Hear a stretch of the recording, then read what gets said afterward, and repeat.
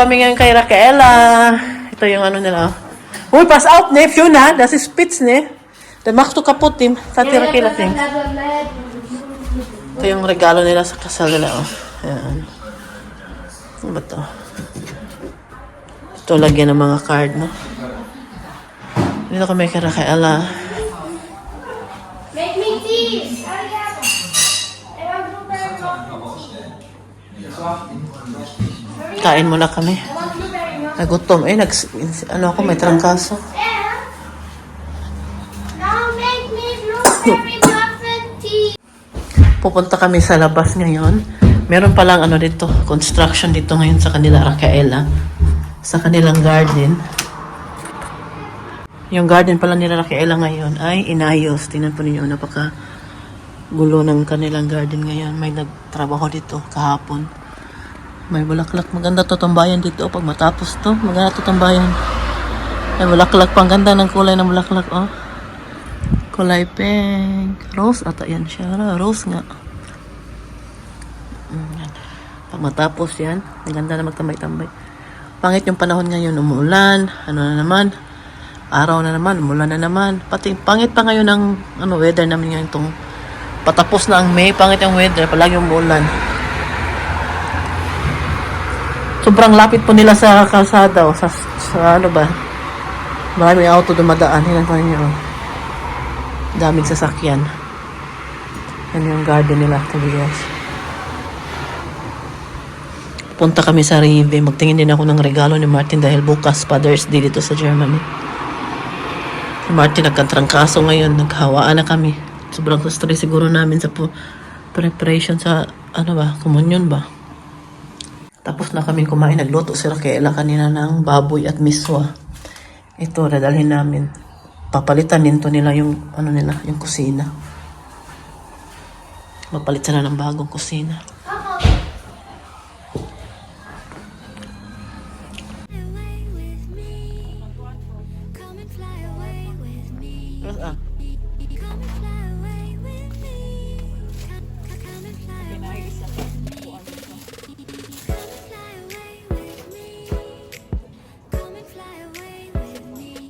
Walaan po ninyo kung sinong may trangkaso ngayon.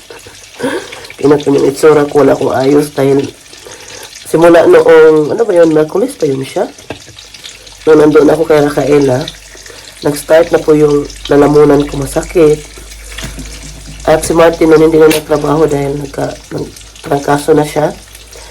At kahapon sobrang sama talaga yung pakaramdam ko, yung ubo ko, yung ilong ko, barado. Grabe. At ngayon din yung sipo ng ubo. Kaya, pasalamat pa rin ako dahil nangyari to pagkatapos na ng komunyon ni Fiona. Paano na lang, kung sa araw ng komunyon ni Fiona mismo kami nagkasakit. Nagsabay pa kami ni Martin. Yan na talaga yung, na-stress ako dahil nagkasabay kami. Yung mga anak namin okay lang sila. Si Michelle kasi nagkatrangkaso yan siya. Parang siya yung nagkawa sa amin. Tapos, tawag nito kahapon, sobrang sama talagang pakiramdam. Holiday dito kahapon. Maglabas sana kami, magmasyal sana kami, hindi natuloy. Hindi tuloy kami nakalabas kahapon. Yung kapatid kong lalaki, nakamukmuk na yun sa kwarto niya. Kaya nga, nagkasakit na kami. Pero kung ngayon, itatry namin lumabas, maglanghap ng priskong hangin dahil maganda ang weather sa labas ngayon. Yan ang plano. Halata naman sa boses ko noon na may ako. At kasi po, ngayong June 8, birthday ni Martin. Sabi ko kay Martin, buti na lang na ngayon na nagkasakit na tayo, nagkatrangkaso na tayo, kaysa sa araw mismo ng birthday mo o sa araw ng komunyon ni Fiona. Eh, hindi kami ma-celebrate yung komunyon ni Fiona, di ba? Siyempre, ayaw natin mahawaan yung mga kaibigan natin, pamilya natin. Mag-ubok tayo doon, hindi tayo wala tayong gana mag-celebrate. Kaya, salamat pa rin dahil after na siya ng komunyon ni Fiona nangyari. At dito kasi sa Germany ngayon, yung weather po pa iba-iba. Akala namin magsasummer na yung weather. Ilang araw na, 2 weeks na atang umuulan. Lagi umuulan, malamig. Noong April, maganda yung weather dahil mainit. Ngayong May, hindi siya masyadong maganda. Kasi malamig siya. Kahapon din malamig. Basta malamig. Palaging umuulan. Tingnan lang natin next month dahil magjo-June na. Sobrang sama talaga na pakiramdam ko kahapon. Grabe. Sa stress din siguro to, no? Sobrang stress ba sa paghahanda. Wala masyadong tulog. Dahil nga, noong Sabado ng 2 oras lang yung tulog ko, maaga ako nagising dahil inasikaso ko agad si Oma. Hindi kami nakuha na magbantay kay Oma dahil wala kaming makuha. At kami na lang, pinapakain na lang namin siya. Umuwi na lang kami dito ni Martin. Dito naman din si Michelle. Si Michelle kasi hindi pumunta doon dahil inuubo nga siya. At wala din siyang ganang mag-ayos. Sabi niya, nakiusap, mama, dito na lang ako sa bahay. So, okay na lang din siya nagpainom kay Uma ng tubig. Tapos umuwi lang ako, pinakain ko si Uma. Tapos bumalik ka naman ako doon dahil maglinis pa nga kami, no? Nandito pala ako ngayon sa kusina namin sa taas dahil pinapakain, nagluluto pala ako ng pagkain ng kapatid ko. At nag-inom din ako ng kape. Si Martin kasi napunta yan sa doktor noong Merkulis ata yun. Kaya minigyan na siya ng gamot. Pinainom na niya sa akin kay pares lang naman kami may trangkaso. Bali, 2 na lang yung binili niya sa pharmacy. Ininom ko na lang. Alam ba ninyo, matagal na ako hindi nagkatrangkaso ng ganito. Talaga yung sobrang malalang trangkaso ba? Grabe yung ubo, grabe yung sipon. Last ako nagkatrangkaso, no? Sa naalala ko, last year pa yun, ng March, at ayun, February. Noong December, hindi talaga ako nagkatrangkaso ng ganito kalala. Ngayon lang ulit. At hindi din ako talaga sakitin. Hindi ako palaging nagkakasakit. Kung may mga sipon man. Ito kasi German, lumalang din kasi yan. Tumutuloy yung sipon mo pag nasa labas ka, pag malamig. So, hindi naman yan meaning na tinatrangkaso ka na. Pero ito talaga yung trangkaso na sobrang grabe yung trangkaso ko ngayon ba. Ito talaga yung walang kilay yun. Pangit lang. Yung master ko. Kahit may sakit ako, no? Hindi ako yung taong nakahiga lang palagi. Kumikilos ako. Kahapon, dami kong ginagawa. Paggabi na, dyan na yun na. Dyan na ako nakaramdam na ng ng pagod ng katawan. Kaya natulog ako ng maaga kahapon. Yan, pakainin ko muna yung kapatid ko ha. Nagmukmuk lang sa kwarto niya. Nahiya din siguro na dito sa taas magtambay. Anytime.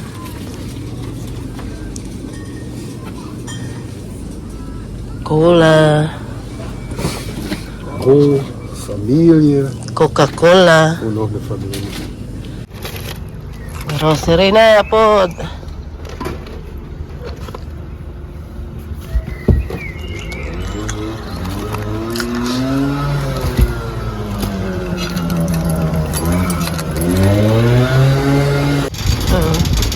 Mga batanon siguro. Ano yung mga sakyanan?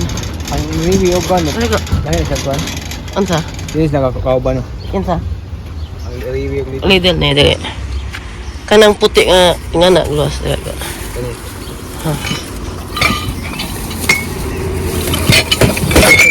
Ya, imo usaw-usahon.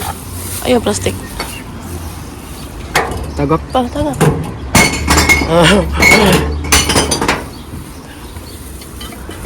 Pwede nga. Tanggal ang tabon ko, tanggal ang tabon. Ano lang tang. Takpo ng basura si Bigo. Ay! Hinay ko! Gis, pasok, ilapay. Nahihugaw. Mahugaw mo si Nina. Kanang baka nang red ba? Mamansay mong pagbantay kay mamansay mong ano. Wala na? Pareho naman siguro nag-chicken pox ang monkeypox mo. Subida fish? Rera siya bago. Mas grabe ang monkeypox na. Lag ko magburot ang kuan. City ni Lilo. City na. 7 PM na dito. Naliwanag pa.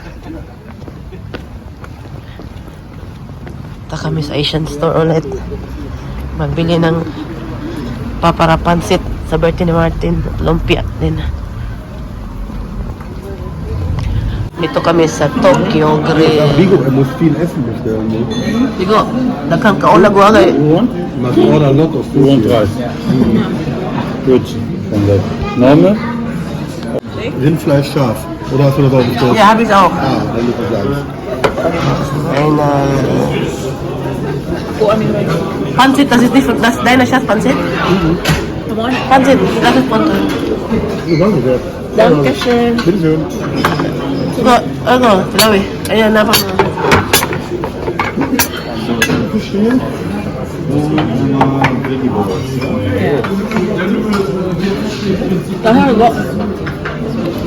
Meron akong ubi ice cream at mango. Success. Okay, ready for the Yes. Round 2, round 10. Busog na kami. Der Yan kann yun. man bestellen. Madali anong kain dito. Das ist Then we will go to McDonald's. Nein, ich will nicht. Ich muss. Hindi na ni Kinda. Ja, denke an deine Kinder. Martin. Genau, wir sollten eigentlich vorbeifahren. Die Zeit ist abgelaufen.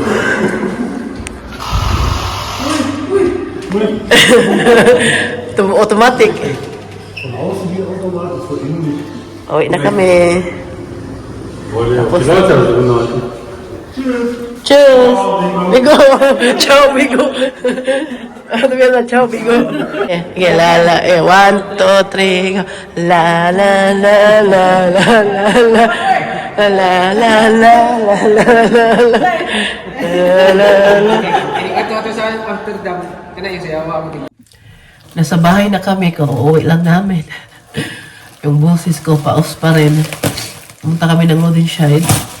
Dahil napunta kami doon sa Asian store, nagbili na kami ng mga gagamitin namin para sa birthday ni Martin. Dahil magawa ako ng pansit at lumpia. Wala kasi mabili yan dito. Mas panganda kasi doon sa Asian store dahil yung kanto na gagamitin, galing talaga siya sa Pinas. Yun talaga yung... At saka yung lumpia wrapper doon din nabibili. At nabili din ako ng saba. At sa kailan, nabili din siya doon sa Asian store. Pagkatapos, nangaya silang kumain dahil ninagutom. Hindi pa sila nagtanghalian. Kaya kumain na lang din kami doon sa Tokyo Grill. Tapos, grabe, busog namin. Okay, ano siya, buffet din siya. Order din ba? Dami ko na talagang puti na buhok dito sa side. Oh. Nagbili na ako ng pang kulay ba? Si Raquela gusto ko sa buhok ko. Wala palang oras. Noong sana yan, bago siya ikasal, kaya lang wala na oras nung time na busy na lahat. Ay, hindi na natuloy. Saka na lang siguro summer, next month summer na. Magandang panahon kanina, kaya lumabas kami dahil ilang araw na kami sa bahay, 2 days at nasa bahay lang kami. Or 3 days ba yun? Hindi kami lumabas dahil nagkatrangkaso kami ni Martin mula nung Merkulis.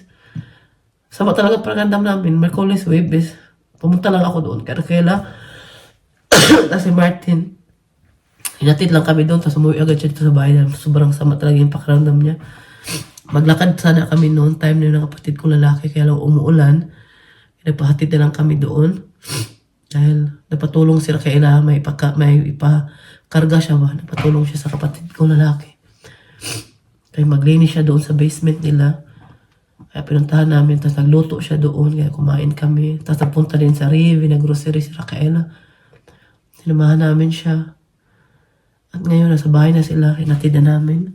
Ngayon naman, kasi kasuhin ko tong mga gamit. Ngayon naman, nag-ano kami kay Uma dahil simula kanina, parang kala namin mahawa si Uma sa amin ba dahil ang tagal niya natapos kumain. Tinapay niya, hindi talaga niya naubos yung tinapay. Ang dami pa. Hanggang umabot ng 4 na oras siya nakaupo. Sabi ko, Martin, pahigain na natin to.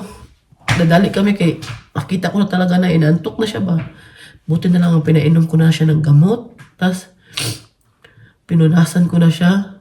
Pagkahiga namin na, hindi umabot ng 5 minutes na, natulog na. Hanggang ngayon tulog pa. Kanina pa natulog mga alas. Anong oras pa yun siya natulog kanina? Alas 3 ata yun, alas 4. Mula noon, tulog na siya, alas 4. Tulog pa. Wala pa yung kain. Kung gisingin mo yan siya, magagalit man yan. Kaya hintayin ko lang yan kung kailan siya magising. Importante nakakain siya pagising niya. Kasi pagisingin yan ngayon, magagalit yan at hindi yan kakain iluluwa. Alam ko yan, kilala ko na yan si Uma. Hindi lang yung isang beses na nangyari sa ganyan na siya. Ilang beses na kaya. Kilala ko na yan. Hintayin ko yan siya magising. Tapos ipapakainin ko. Paggawan ko ng tea.